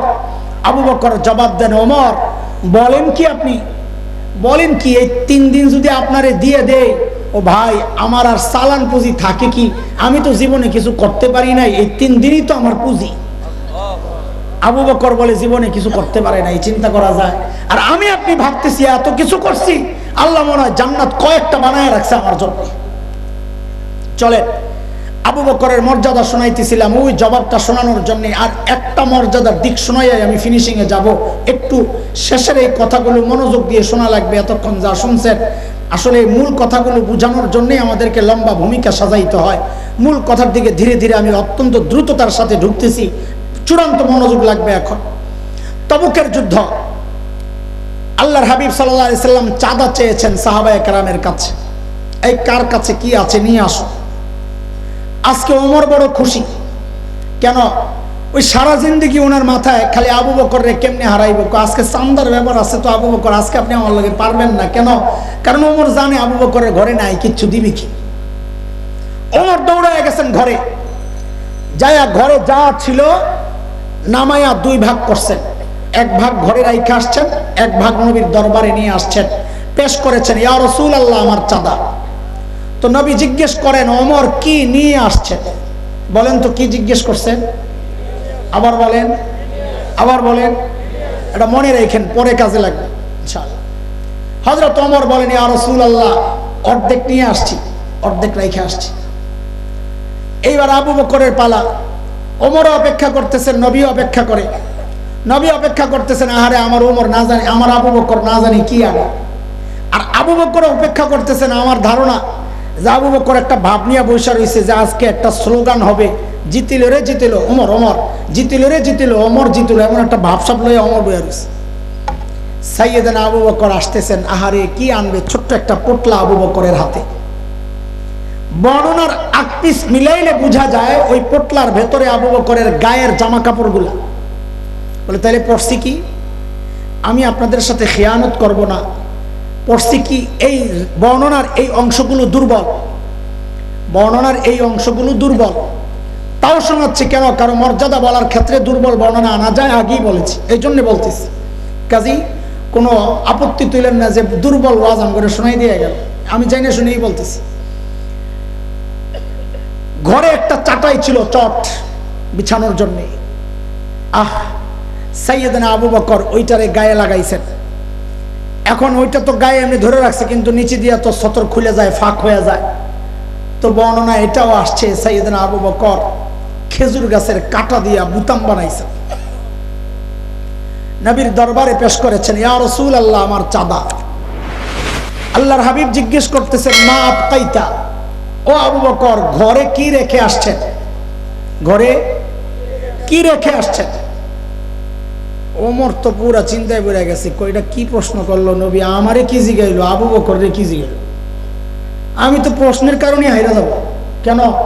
আমারে জিজ্ঞেস করলো ওমর কি নিয়ে আসছেন, সেম প্রশ্ন যদি আবু বকরকে করতো, আবু বকর কি নিয়ে আসছেন, তাহলে তো আমি জিততে যাই, কারণ যা আনছি পোটলা আমারটা বড়।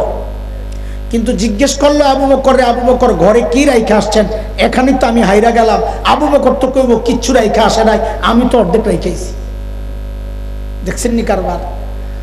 হায় হায়, আবু বকর কি জবাব দিলেন? আরে বন্ধুরা, আবু বকরের জবাবটা একটু পরে শুনেন। আগে আবু বকরের ছোট্ট মেয়ে হযরত আসমার জবাবটা শুনেন। আহারে কি পরিবার আল্লাহ বানাইছেন এগুলারে।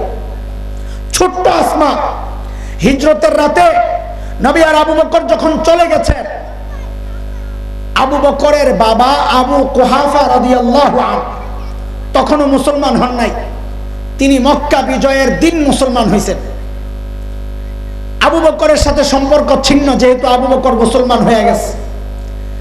এতদিন আবু বকরের ঘরে যাতায়াত নাই, কিন্তু যে আবু বকর চলে গেছে এখন ভিতরে জ্বলতেছে। ওই যে ঘরে নাতিপুতিরা আছে, আরে আমার নাতিপুতিগুলা না জানি না খায়া মরে, রাগ হইল তো আখের দাদা তো রক্তের টান আছে না একটা, ভিতরে জ্বলতেছে। তা হযরতে আবু কুহাফা আবু বকরের ঘরে যায়া হযরত আসমাকে ডাক দিছেন, দাদু ভাই, বাবা তো মনে হয় ঘরে কিচ্ছু রেখে যায় নাই, কি লাগবে একটু বলো। হযরত আসমা জবাব দিচ্ছেন, দাদু ভাই আপনি টেনশন করেন না, আব্বা যাওয়ার সময় ঘরে যথেষ্ট পরিমাণ রেখে গেছেন। আবু কুহাফা চলে গেছে। কিছু দূর যায় আবু কুহাফার মাথায় এটা ঢুকছে, আরে আমার ছেলে আবু বকরকে তো আমি চিনি, সে যেই লেভেলের পাগল, এই পাগল আবার ঘরে যথেষ্ট পরিমাণ রেখে যাবে, কথাটা কেমন কেমন জানি লাগতেছে। হযরতে আবু কুহাফা আবার ফেরত আসছে, এসে হযরত আসমাকে জিজ্ঞেস করতেছে, দাদু ভাই বুঝলাম বাবা ঘরে যথেষ্ট পরিমাণ রেখে গেছেন, একটু বলো না কি রেখে গেছে, এটা একটু বলো। হযরত আসমা জবাব দেন, ছোট্ট বাচ্চা 8-9 বছর বয়স, ওই পিচ্চি জবাব দেয়, দাদা ভাই আব্বা যাওয়ার সময় ঘরে আল্লাহ আর তার রসুলকে রেখে গেছে, আমাদের জন্য ওইটাই যথেষ্ট, আপনি কোনো টেনশন করেন না। ছোট্ট বাচ্চার জবাব যদি এই হয়, তো বাবা আবু বকরের জবাব কি হইতে পারে? সাইয়েদনা আবু বকর জবাব দিচ্ছেন, ইয়া রাসূলুল্লাহ, ওই যে ঘরের বেড়াগুলো খেজুর পাতার বেড়া, আসার সময় থাপড়াইয়া থাপড়াইয়া আসছি। কেন? কারণ মাঝে মধ্যে সুই গেঁথে রাখতাম, সুই থাপড়াইয়া আসছি যেন একটা সুই পর্যন্ত ঘরে থেকে না যায়, ওই সুইটা যেন আমার কোন মুজাহিদ ভাইয়ের কাজে আসে।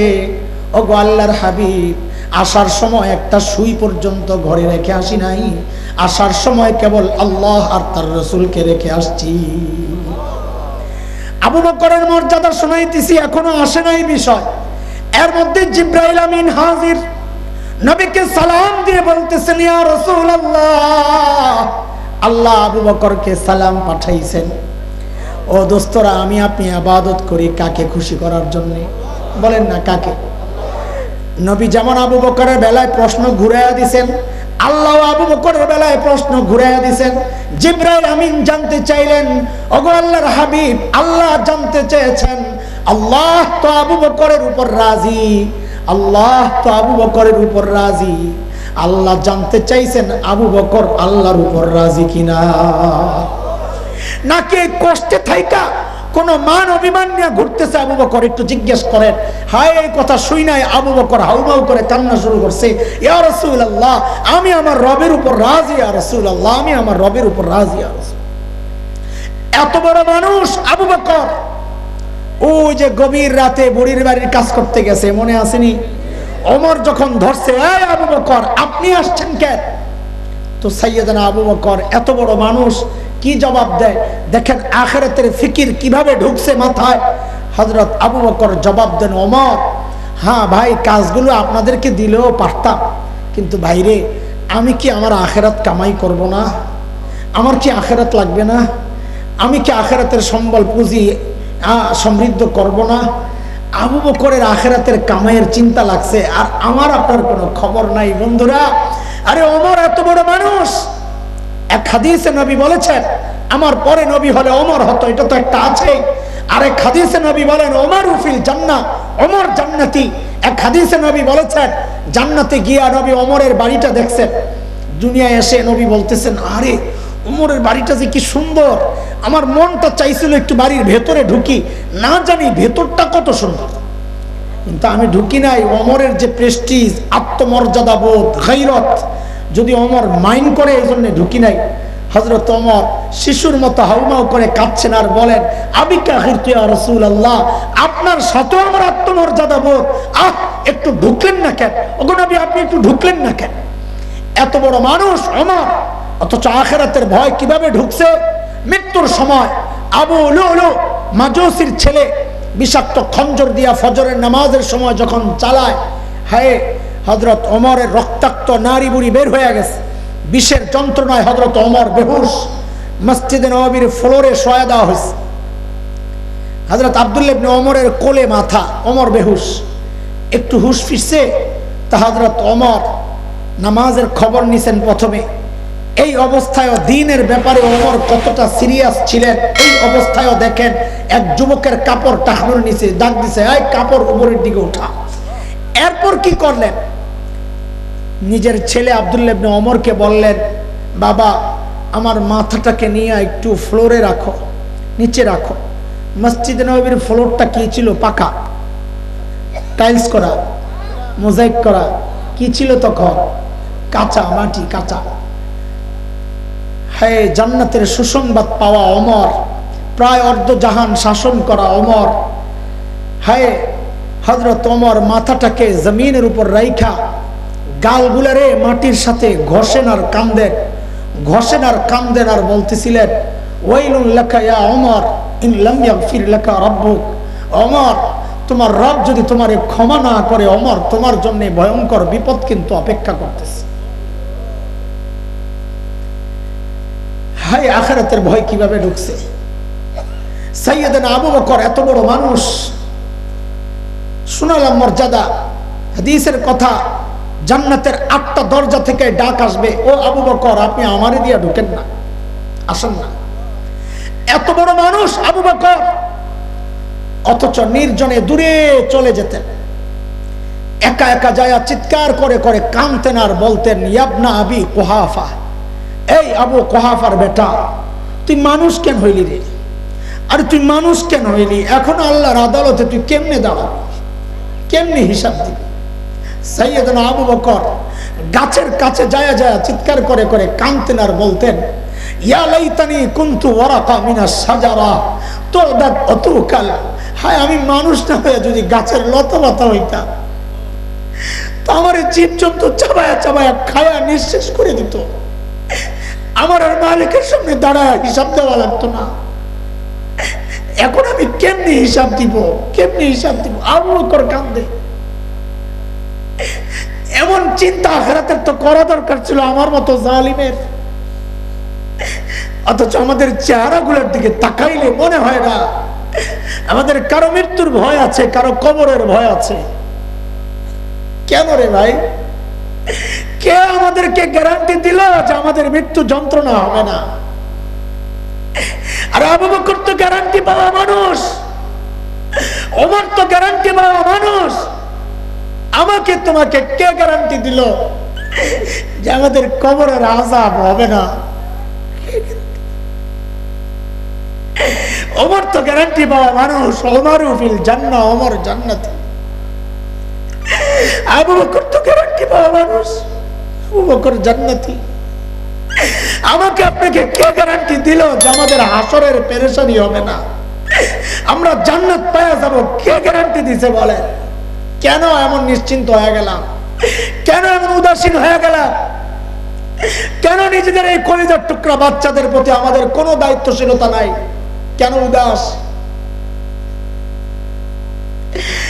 ভাবখানা এমন, আমাদের মৃত্যু এখনো বহুত দেরি আছে, প্রস্তুতি নিতে পারবো ইনশাআল্লাহ, বুড়া হয়ে লই, এমন একটা ভাব আমাদের। আরে ভাই, মৃত্যু কার কখন আসে কে জানে? এমনও তো হইতে পারে এই মজলিসে এমন মানুষও আছে যার কাফনের কাপড় অলরেডি দোকানে আয়া পড়ছে। এমনও তো হইতে পারে কালকে খবর পাইতে পারেন বয়ান করে গেল মাওলানা হাসান জামিল তো দুনিয়ায় নাই।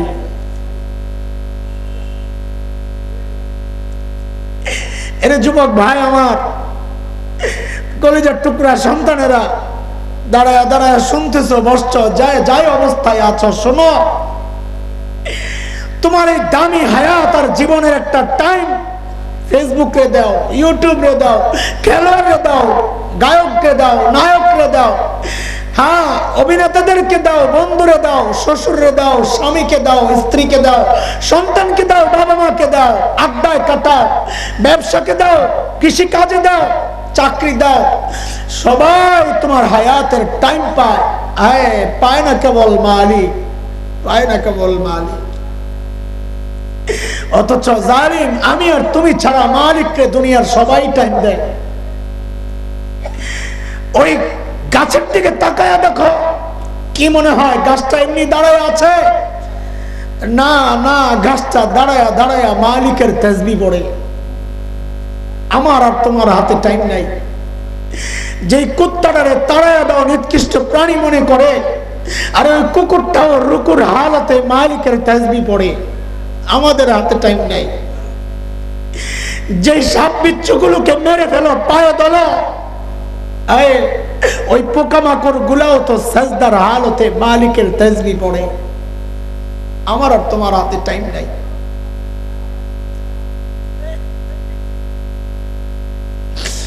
চুল পাইকা সাদা হয়ে গেছে, গুনাহ ছাড়তে পারি না। দাড়ি পাইকা সাদা হয়ে গেছে, গুনাহ ছাড়তে পারি না। কবে ছাড়বেন বলেন? কবে ছাড়বেন? কবে ছাড়বেন? সূরা হাদীদের মধ্যে মালিক ডেকে ডেকে বলতেছেন, আলাম ইয়ানিল্লাযীনা আমানু আন তাখশা কুলুবুহুম লিযিকরিল্লাহ। ওই ইমানদারেরা, আল্লাহর ভয়ে অন্তরটা কেঁপে ওঠার সময় কি তোমার হয় নাই? আল্লাহ বলতেছে সময় কবে হবে? মরার পর না? মরার পর সময় হবে, হবে, চিৎকার করার সময় হবে। আমলনামা যখন বাম হাতে আসবে তখন চিৎকার ঠিকই করব, ইয়া লাইতানি লামুতা কিতাবিয়া, হে আমলনামা যদি আমারে না দেওয়া হইতো, চিৎকার ঠিকই করব। কিন্তু মালিকের পক্ষ থেকে আওয়াজ আসবে, এখন চিৎকার করে লাভ নাই। ফেরেশতাদেরকে হুকুম করবেন, আল্লাহ খুযুহু ফাগুল্লু, খুযুহু ফাগুল্লু, এগুলারে ধর, বান, এগুলারে বান, বেড়ি পড়া। এখন কানতে আসছে, এখন চিৎকার চেঁচামেচি করতে আসছে। বলে বাইন্দা কি করবো আল্লাহ? বলে সুম্মাল জাহিমা সাল্লু, এগুলারে টেনে হেসে নিয়ে জাহান্নামে নিয়ে ফেলা। এখন আওয়াজ শোনার কোনো দরকার নাই, এখন চিৎকার শোনার কোনো টাইম নাই আমার। ভাই আমার, হায়াতের টাইমটারে কাজে লাগাও, কাজে লাগাও, কাজে লাগাও। আফসোস করবা, আফসোস করবা। এর যুবক ভাই আমার, এই তোর ভাইয়ের দিকে দেখ। এখন তো আফসোস করি, কান্দি, লাভ কি? কান্দে লাভ কি? বাড়ি ঘর পর 30টা বছর পার করলাম, এখন আফসোস লাগে, হায় এই 30 বছরের প্রত্যেকটা দিন যদি 2 রাকাত করে নফল নামাজ পড়তাম, আরে আমল নামায় কতগুলো আমল জমা হইত। হায় প্রত্যেকটা দিন যদি একবার করে সুবহানাল্লাহ পড়তাম, তো আমল নামায় কতগুলো সুবহানাল্লাহ আসতো। হায় প্রত্যেক দিন যদি একবার করে ইস্তিগফার পড়তাম, তো আমল নামায় কতগুলো ইস্তিগফার জমা হইতো আজকে। হায় কি করলাম, হায় কি করলাম। হাই কিভাবে সময়গুলো নষ্ট করলাম, হায় হায় কেন বাজারে হাঁটার সময় হাঁটতে হাঁটতে তাসবিহ পড়লাম না, আমি তো মুখ দিয়ে হাঁটি নাই, আমার মুখটা তো বেকারই ছিল, হায় তখন কেন মুখটারে কাজে লাগাই নাই, হায় কেন মসজিদে যাওয়ার সময় জিকির করতে করতে গেলাম না, ফেরার সময় জিকির করতে করতে ফেরলাম না, পাও দিয়ে হাসি, মুখটারে তো কাজে লাগাইতে পারতাম, কেন লাগাইলাম না? ওরে মা আমার, তুমি রুটি বানাও, সমস্যা তো নাই, ঘরে কাজ করো, সমস্যা তো নাই, হাত চলবে, মুখে তাসবিহ চালাও, দুনিয়ায় তুমি রুটি বানাইতেছ আর তোমার তাসবিহর বরকতে আল্লাহ জান্নাতে তোমার বাগান সাজাইতেছে, কাজ আটকায়া যাবে? রিকশা চালাইতেছ, প্যান্ডেল মারতেছ, জবান চালু রাখো, তাসবিহ পড়তে থাকো সুবহানাল্লাহ, জিকির করতে থাকো লা ইলাহা ইল্লাল্লাহ, দুনিয়ার কাজও চলতেছে, আল্লাহ তার কাজ চালাইতেছে, তুমি দুনিয়ায় কাজ করতেছ, আল্লাহ তোমার জান্নাতের বাড়ি সাজাইতেছে। কি সুযোগ আল্লাহ দিয়ে দিয়েছে। ওই যে শুরুতে যে আয়াতে কারিমা সূরা হাশরের তিলাওয়াত করেছিলাম, ওই আয়াতে আল্লাহ ওই কথাটা বলে আমাদেরকে সতর্ক করেছেন, ইয়া আইয়ুহাল্লাযীনা আমানুত্তাকুল্লাহ ওয়াল তানজুর নাফসুম মা কদ্দামাত লিগাদ ওয়াত্তাকুল্লাহ ইন্নাল্লাহা খাবীরুম বিমা তা'মালুন।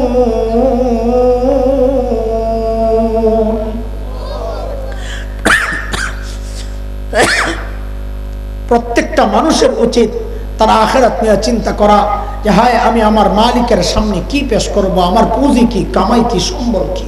দাঁড়াইতে তো হবে না মালিকের সামনে, ভাই বলো, মালিকের সামনে দাঁড়াইতে তো হবে নাকি? না দাঁড়াইতে হবে না?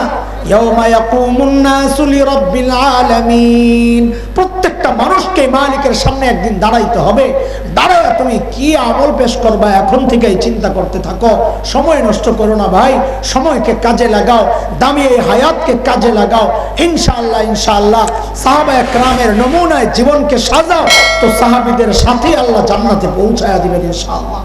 আল্লাহ তাআলা আমাদের সবাইকে আখিরাতের জন্য যেমনটা দরকার সেইভাবে আল্লাহ তাআলা আখিরাতের জন্য প্রস্তুত হওয়ার তৌফিক আমাদেরকে দান করেন, আমিন। আল্লাহুম্মা সাল্লি আলা সাইয়্যিদিনা মুহাম্মাদিন আবদিকা ওয়া রাসূলিক ওয়া সাল্লি আলাল মুমিনিনা ওয়াল মুমিনাতি ওয়াল মুসলিমিনা ওয়াল মুসলিমাত। রব্বানা যালামনা আনফুসানা ওয়া ইল্লাম তাগফির লানা ওয়া তারহামনা لنكونن من الخاسرين. ربنا ولا تحمل علينا إصرا كما حملته على الذين من قبلنا ربنا ولا تحملنا ما لا طاقة لنا به واعف عنا واغفر لنا وارحمنا أنت مولانا فانصرنا على القوم الكافرين. রব্বুল আলামিন, আয় আল্লাহ, দীর্ঘ সময় মালিক দ্বীনের কথাগুলো বলেছি, শুনেছি আল্লাহ, কোরআন কারীমের তিলাওয়াত হয়েছে মালিক, সাদাকা দুরূদ ও সালাম পাঠ করা হয়েছে আল্লাহ, আমাদের সমস্ত আমলগুলোকে আপনি কবুল ও মঞ্জুর করে নেন আল্লাহ। এই আমলগুলোর ওসিলায় আমাদের জীবনের গুনাহগুলো মাফ করে দেন আল্লাহ, আমাদের আপনজন মাইয়াত ইমানদারদেরকে আপনি মাফ করে দেন আল্লাহ। বিশেষ করে আমাদের যাদের মা নাই, বাবা নাই আল্লাহ, কবরে কি অবস্থায় আছেন জানি না মালিক আল্লাহ, আমাদের আমলের ওসিলা আমাদের সকলের মা বাবার কবরগুলোকে জান্নাতের টুকরা বানায়া দেন আল্লাহ।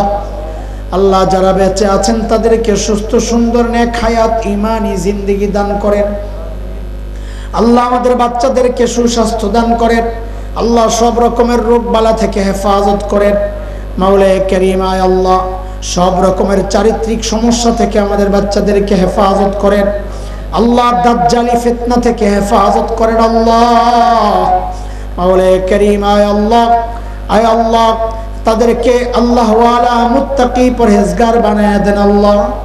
আমরা যারা হাত উঠাইছি মালিক, আমাদের মধ্যে যারা অসুস্থ আল্লাহ সবাইকে আপনি সুস্থতার নিয়ামত দিয়ে দেন। আল্লাহ যারা ঋণগ্রস্ত ঋণ থেকে মুক্তি দিয়ে দেন, অভাবী মানুষের অভাব দূর করে দেন। আল্লাহ কৃষকের ফসলে বরকত দিয়ে দেন, ব্যবসায়ীদের ব্যবসায়ে বরকত দিয়ে দেন। আল্লাহ কামাই রোজগারে বরকত দিয়ে দেন। মালিক যেই মাদ্রাসার আয়োজনে এই সুন্দর ব্যবস্থা, মালিক এই মাদ্রাসাকে আপনি গোটা অঞ্চলের হেদায়েতের মার্কাজ বানায়া দেন। আল্লাহ মাদ্রাসার সমস্ত জরুরতকে আপনার কুদরতি হাতে মিটায়া দেন। মাওলায়ে কারীম সব রকমের ষড়যন্ত্র থেকে এই প্রতিষ্ঠানকে আপনি হেফাজত করেন। আল্লাহ মাদ্রাসার ছাত্রদের লেখাপড়ায় বরকত দিয়ে দেন। আল্লাহ এদেরকে যুগের মাদানী, যুগের থানবী, যুগের হাফিজি বানায়া দেন। আল্লাহ মাওলায়ে কারীম আল্লাহ মাদ্রাসা প্রতিষ্ঠার পেছনে যাদের অবদান, যারা জায়গা দিয়েছেন, বিল্ডিং করে দিয়েছেন, অর্থ দেন, সহযোগিতা করেন, পরামর্শ দেন, আজকে যারা সহযোগিতা করেছেন, ভবিষ্যতে করার ওয়াদা করেছেন, আল্লাহ সকলের এই আমলকে নাজাতের জরিয়া বানায় দেন। আল্লাহ ও মালিক আমাদের জীবনকে গুনাহমুক্ত রাখার তৌফিক আপনি দিয়ে দেন। আখিরাতের জন্য পুরোপুরি প্রস্তুত হওয়ার তৌফিক দেন। আল্লাহ সব রকমের বাধা প্রতিবন্ধকতা আপনি দূর করে দেন। আল্লাহ সব রকমের ফিতনা থেকে আপনি আমাদেরকে হেফাজত করেন। আল্লাহ মাওলায়ে কারীম আল্লাহ বড় আশা নিয়ে এই মানুষগুলো এই গভীর রাত পর্যন্ত বসে আছেন। আল্লাহ কার অন্তরে কি বেদনা আমি জানি না, কার অন্তরে কি চাওয়া আমি জানি না। আল্লাহ প্রত্যেকের দিলের নেক আরজিগুলো আপনি পুরা করে দেন। আল্লাহ এলাকার যুবক শ্রেণী আল্লাহ এই প্রজন্মকে আপনি হেদায়েত দিয়ে দেন। আল্লাহ আমাদের ছোট্ট ছোট্ট বাচ্চাগুলোকে আল্লাহ দ্বীনের জন্য কবুল করেন। আল্লাহ যুবক কিশোর আল্লাহ এই উঠতি বয়সী তরুণ বাচ্চাদেরকে আপনি হেফাজত করেন। আল্লাহ সব রকমের ফিতনা থেকে হেফাজত করেন। আল্লাহ তাদের দিলগুলোকে দ্বীনের দিকে ঝুঁকায়া দেন। মালিক আল্লাহ দিলগুলোকে দিনওয়ালা বানায়া দেন। আল্লাহ দ্বীন ভেতরে ঢুকায়া দেন। মালিক দ্বীনের মহাব্বত, শরীয়তের মহাব্বত, সুন্নতের মহাব্বত দিলের মধ্যে ঢুকায়া দেন। আল্লাহ সব রকমের ফিতনা থেকে আমাদের এই প্রজন্মকে আপনি হেফাজত করেন। আল্লাহ মাহফিলের ওসিলায় গোটা এলাকার মধ্যে হেদায়েতের নূর আপনি চমকায়া দেন। আল্লাহ সাল্লাল্লাহু আলা সাইয়্যিদিনা মুহাম্মদ ওয়া আলিহি ওয়া সাহবিহি আজমাইন।